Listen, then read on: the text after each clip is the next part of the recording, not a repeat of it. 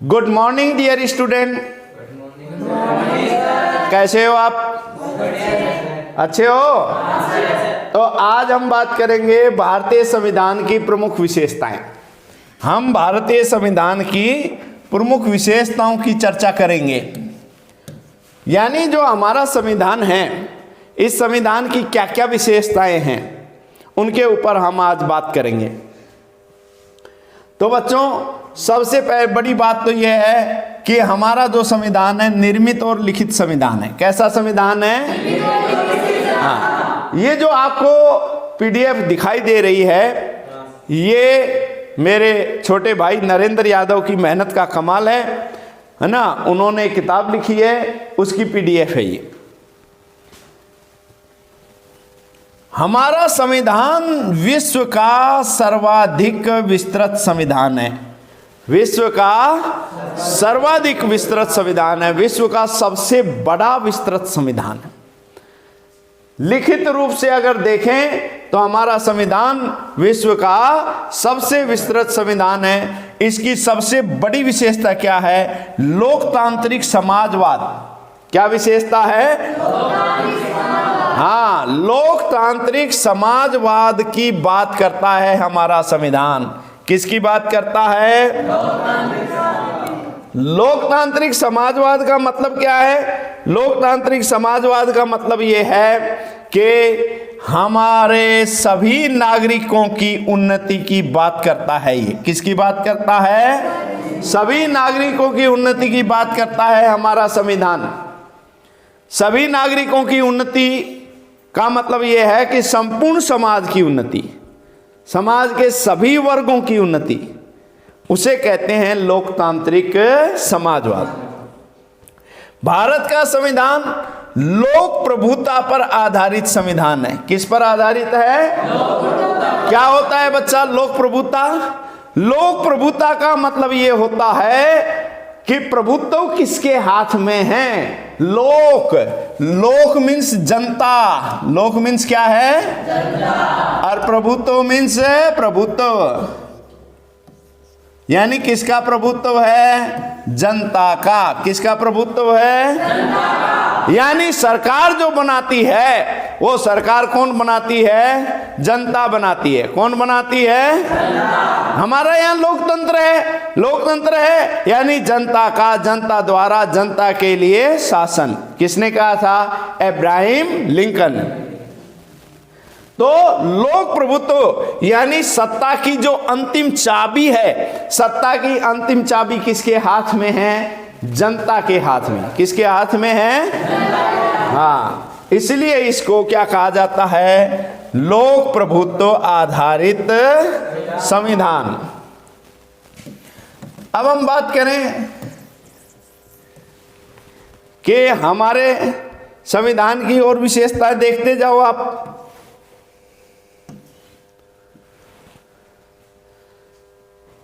भारत एक संपूर्ण प्रभुत्व संपन्न राष्ट्र है। संपूर्ण प्रभुत्व का मतलब क्या होता है बेटा? संपूर्ण प्रभुत्व का मतलब होता है कि भारत का कोई दूसरा प्रभु नहीं है, यानी भारत का किसी के अधीन नहीं है। भारत स्वतंत्र है, केवल अपने और अपने अधीन है। लोकतंत्रात्मक हमारे यहाँ शासन व्यवस्था है। भारत एक गणराज्य है, क्योंकि भारतीय संघ का अध्यक्ष जो होता है वो सम्राट वगैरह न होकर जनता द्वारा निश्चित अवधि के लिए किसको चुनते हैं? राष्ट्रपति। हमारे गणराज्य का जो अध्यक्ष है वो कौन होता है? राष्ट्रपति होता है। इसलिए हमारा जो संविधान है, हमारा जो शासन प्रणाली है, वो कैसी है? गणतंत्रात्मक लोकतंत्र। हमारा जो देश है वो क्या है? गणतंत्रात्मक, एक गणराज्य है। क्या है हमारा देश? गणराज्य। क्यों है बेटा?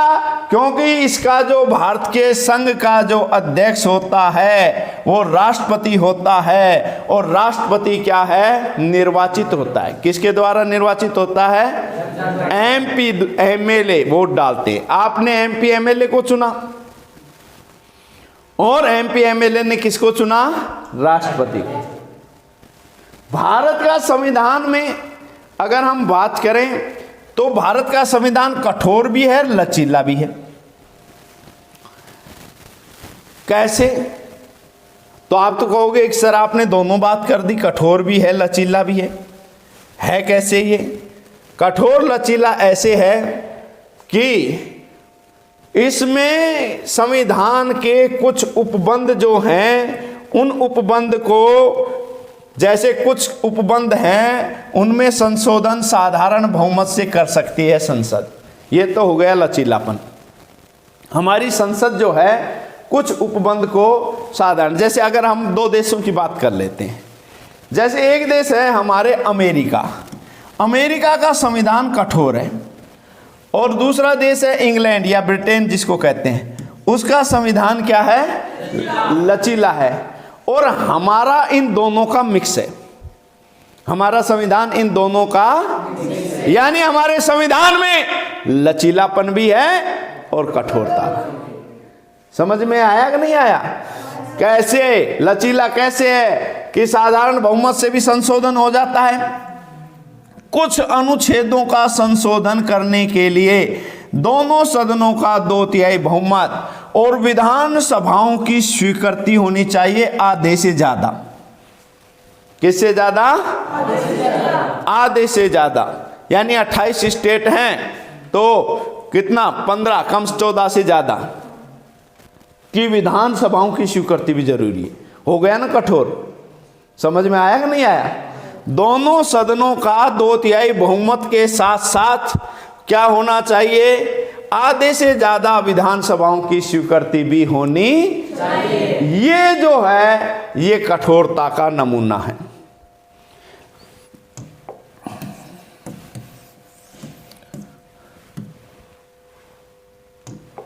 अब हम बात करें, जैसे भारत में संसदीय शासन प्रणाली है। कैसी शासन प्रणाली है? संसदीय शासन प्रणाली है हमारे देश में।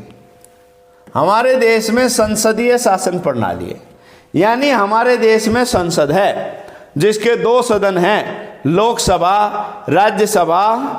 समझ में? और अगर आपसे पूछे अंग कितने हैं, ये देखो अपने आप ही बोल रहा है, संसद के अंग कितने हैं?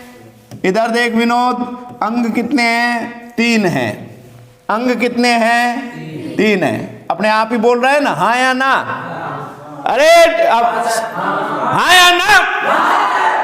अंग कितने हैं? 3 अंग हैं। कौन कौन से? लोकसभा, राज्यसभा और राष्ट्रपति। राष्ट्रपति जो है वो किसका अंग है? संसद का। किसका अंग है? लोकसभा, राज्यसभा और राष्ट्रपति, यानी अंग 3 हैं। और वो पूछे सदन कितने हैं, तो देखो अपने आप बता रहे हैं कितने सदन हैं? 2। कौन कौन से? लोकसभा और राज्यसभा। तो अंग कितने हो गए? 3। और सदन कितने हो गए? 2, लोकसभा और राज्यसभा। समझ में आया कि ना आया? वेरी गुड, बहुत अच्छा। आपने देखा हमारे देश में संसदीय प्रणाली है। कौन सी प्रणाली है? संसदीय प्रणाली है हमारे देश में, क्योंकि देश का प्रधान जो राष्ट्रपति है वो नाम मात्र का है। कैसा है? नाम मात्र का है। हमारे राष्ट्रपति के सारे कार्य कौन करता है? प्रधानमंत्री करता है। वास्तविक शक्ति जो है व्यवस्थापिका और कार्यपालिका के बीच घनिष्ठ संबंध है। वास्तविक शक्ति जो होती है वो मंत्रिपरिषद में होती है। किस में होती है? जो राष्ट्रपति होता है वो नाम मात्र का होता है। कैसा होता है? नाम मात्र का। भारत एक लोक कल्याणकारी राज्य है। हमारे देश में हमारा देश एक लोक कल्याणकारी राज्य है। कैसा राज्य है? हाँ, यानी लोगों के कल्याण पर आधारित है। किसके कल्याण पर आधारित है? लोगों के कल्याण पर आधारित है। लोक मीन्स लोग, लोगों के कल्याण पर आधारित है। लोगों के कल्याण पर आधारित है, क्योंकि संविधान में समस्त नागरिकों को सामाजिक, आर्थिक, राजनीतिक, न्याय, विश्वास, धर्म, अभिव्यक्ति, उपासना की स्वतंत्रता दी गई है। उसको अपने समाज में रहने की, उपासना करने की, सभी प्रकार की हमारे स्वतंत्रता है। जब हम मौलिक अधिकार पढ़ेंगे तो इसमें और आगे बात करेंगे। हमारे देश में संविधान की सर्वोच्चता है। अगर आपसे क्वेश्चन पूछा जाता है कि भारत में सर्वोच्च कौन है, तो आप क्या बताओगे? संविधान। क्या बताओगे बेटा? भारत में सर्वोच्च कौन है? संविधान। कौन सर्वोच्च है? संविधान। भारतीय संविधान में एकल नागरिकता है। एकल नागरिकता का मतलब यह है, अगर आपसे कोई पूछेगा कि आप कहाँ के नागरिक हो, तो आप ये कहोगे भारत के। कहाँ के कहोगे? हाँ, ना कि राजस्थान के। निवासी राजस्थान के हो सकते हो, नागरिक कहाँ के हो? ये है एकल नागरिकता। जैसे अब हम अमेरिका में जाएंगे तो अमेरिका में दोहरी नागरिकता है। कैसी नागरिकता है? एक तो वो स्टेट का नागरिक भी होता है, फिर एक देश का, संघ का भी नागरिक होता है। जैसे अगर अपने दोहरी नागरिकता लागू कर दी जाए तो हम राजस्थान के भी नागरिक होंगे और भारत के भी होंगे। तो हमारे यहाँ क्या है? एकल नागरिकता। क्या है बेटा? एकल नागरिकता। वयस्क मताधिकार। वयस्क मताधिकार का मतलब ये होता है कि जो अधिक 18 वर्ष से अधिक आयु का है, उसको मत देने का अधिकार है, उसको सरकार चुनने का अधिकार है। वो अपना सरकार चुन सकता है, क्योंकि सत्ता किसके हाथ में? बच्चा, जनता के हाथ में। किसके हाथ में है? हाँ, सत्ता जनता के हाथ में है। इसलिए वो क्या है? वो अपना लीडर चुन सकता है। पहले हमारे इसमें क्या था? 21 साल की उम्र में वोट डालता था। कितने साल की उम्र में? 21 वर्ष की उम्र में वोट डाला जाता था। लेकिन वर्तमान में कितने साल की उम्र कर दी है? हाँ, हमारे राजीव गांधी साहब युवा प्रधानमंत्री थे, उनके समय 61वां संविधान संशोधन करके मताधिकार की आयु 21 से घटाकर 18 कर दी। अब 18 साल का व्यक्ति वोट डाल सकता है। समझ में आया कि ना आया? राजभाषा जो है वो हमारी हिंदी है। कौन सी है? हिंदी का उल्लेख 17वें भाग में है। कौन से भाग में है? माइंड में चित्रण करोगे, राजभाषा 17 लोग पढ़ते हैं। राजभाषा 17 लोग पढ़ते हैं, 343 को पढ़ाते हैं।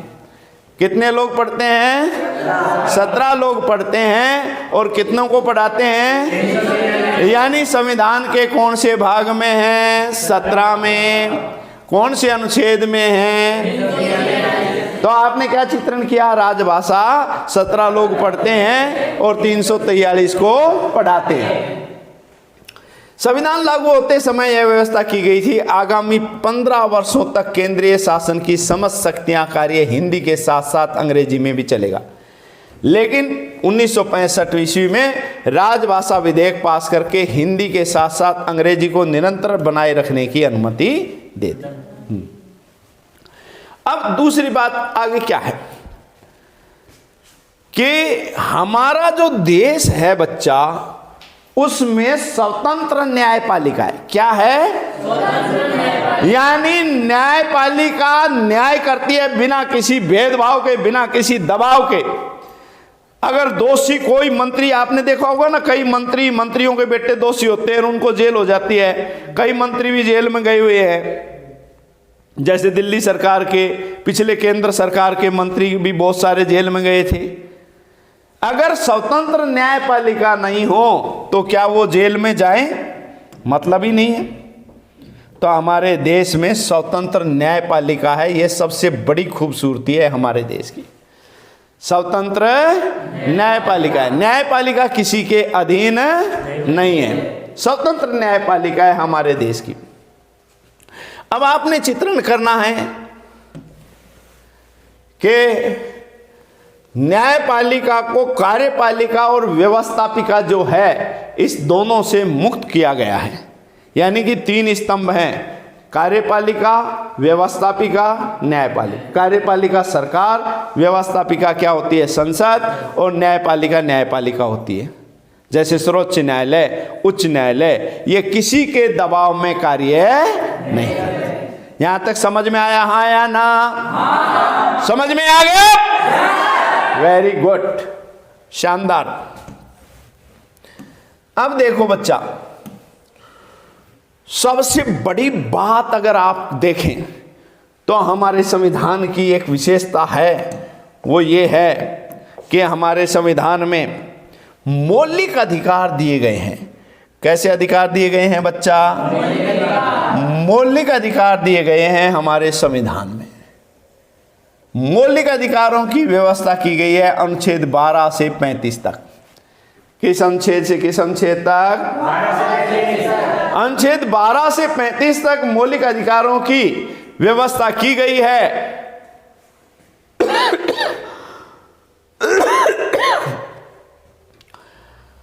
आपने माइंड में चित्रण करना है।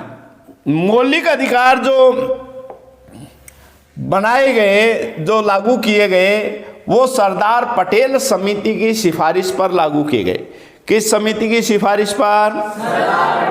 आपने बस ऐसे चित्रण करना है, अभी के अभी आपको याद हो जाएगा। थोड़ा सा देखना है, मैं जैसे बोलूं वैसे, है ना। आपने देखना है कि सरदार ने, जैसे हम लिखते हैं ना मौलिक अधिकार, क्या लिखते हैं हम? अब देखो, मौलिक अधिकार, ये मौलिक अधिकार बेटा अपने आप चिल्ला चिल्ला के बताएगा। देखो गिनो, 1 2 3, यानी मौलिक अधिकार संविधान के कौन से भाग में हैं? वेरी गुड, कौन से भाग में हैं? 1 2 3। मौलिक में कितने शब्द हैं? 3। 1 2 3, 3 अक्षर हैं। तो संविधान के कौन से भाग में हैं? Very good. ए का मतलब है अमेरिका। ए का मतलब क्या है? अमेरिका। यानी मौलिक अधिकार संविधान में कहां से लिए गए हैं? कहां से लिए गए हैं? कौन से भाग में हैं? हाँ, तीसरे में। अब ये बताओ, मौलिक अधिकार अपने आप चिल्ला चिल्ला के कह रहा है या नहीं कह रहा है? कह रहा है या नहीं कह रहा है? Very good. मौलिक अधिकार संविधान के कौन से भाग में हैं? कहां से आए हैं? वेरी गुड, अमेरिका से प्रेरणा है। अब देखिए, आपने चित्रण किया माइंड में, सरदार ने 12 केले 35 रुपए में लिए। सरदार ने 12 केले कितने रुपए में लिए बच्चे? सरदार ने 12 केले कितने रुपए में लिए? बस हो गया मौलिक अधिकार। याद हो या नहीं होगा? या नहीं होगा? हो गया। सरदार पटेल समिति, किस समिति की सिफारिश पर मौलिक अधिकार संविधान में लागू किए गए? सरदार पटेल। और किस अनुच्छेद से किस अनुच्छेद तक है? 12 से 35। किस अनुच्छेद से किस अनुच्छेद तक है? तो मौलिक अधिकार संविधान के कौन से भाग में? कहां से प्रेरणा? कौन सी समिति? सरदार पटेल समिति। किस अनुच्छेद से किस अनुच्छेद? पहले 7 मौलिक अधिकार थे बच्चा। कितने मौलिक अधिकार थे? लेकिन वर्तमान में कितने मौलिक अधिकार हैं? 6। कितने मौलिक अधिकार हैं? तो अभी हम आगे और बात करेंगे, संविधान की कुछ और विशेषताओं की भी हम चर्चा करेंगे, और ये क्रम लगातार जारी रहेगा। ठीक है, कल फिर मिलते हैं। धन्यवाद, नमस्कार।